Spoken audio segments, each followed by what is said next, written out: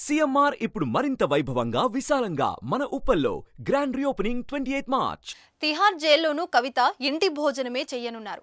జైల్లో ఉన్నప్పటికీ ఆమెకు కొన్ని రాజ మర్యాదలు చేయనున్నారు. ఇలా కొన్ని ప్రత్యేక వసతుల మధ్య జీవించనున్నారు. 14 రోజుల జ్యుడిషియల్ రిమాండ్ విధించిన తర్వాత తనకు జైల్లో కొన్ని వసతులు కల్పించాలని న్యాయస్థానానికి కవిత విజ్ఞప్తి చేశారు. అయితే కొన్ని ప్రత్యేక అనుమతులకు కోర్టు అంగీకరించింది. అదేంటో ఇప్పుడు తెలుసుకుందాం.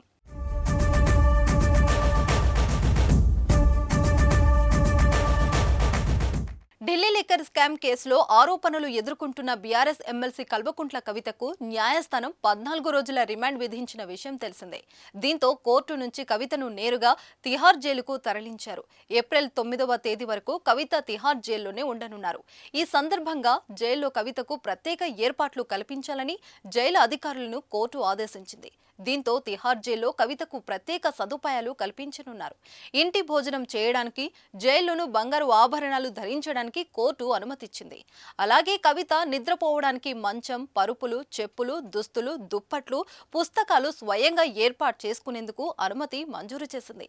వీటితో పాటు పెన్ను, తెల్ల కాగితాలు, ఆభరణాలు, మందులు తీసుకెళ్లేందుకు అనుమతిచ్చింది. అయితే కస్టడీలో ఉన్నప్పుడు కవితకు చేసిన అన్ని వైద్య సంబంధిత రికార్డులను ఆమె తరపున న్యాయవాదులకు అందజేయాలని ఈడీని ఆదేశించింది. మంగళవారం మధ్యాహ్నం సుమారు 2 గంటలకు న్యాయస్థానం 14 రోజుల రిమాండ్ విధిస్తున్నట్లు చెప్పగా ఆ తర్వాత కొద్దిసేపటికే కవితను రౌస్ అవెన్యూ కోర్టులోని ప్రత్యేక సెల్లోకి తీసుకెళ్లారు. సుమారు 3 గంటలు ఆ సెల్లోనే ఉంచారు. ఆ సమయంలో కవిత బయటికి వస్తుండగా కుటుంబ సభ్యులను, ఆత్మీయులను కలుసుకునేందుకు పోలీసులు అభ్యంతరం తెలిపారు. వారిని ఆ సెల్ నుంచి దూరంగా పంపించి వేశారు. సాయంత్రం 5 గంటల ప్రాంతంలో జైలు వాహనాన్ని ఆ సెల్ లోపలికి వెళ్లనిచ్చారు. కవితను సెల్ లోపలే వాహనంలోకి ఎక్కించుకొని తిహార్ జైలుకు తీసుకెళ్లారు. సుమారు సాయంత్రం 6 గంటల సమయంలో కవిత జైలుకు చేరుకున్నారు. అక్కడ జైలు అధికారులు కవితకు వైద్య పరీక్షలు నిర్వహించినట్టు తెలిసిందే. కవిత కోసం తిహార్ జైల్లో ప్రత్యేక గదిని కేటాయించినట్లు సమాచారం.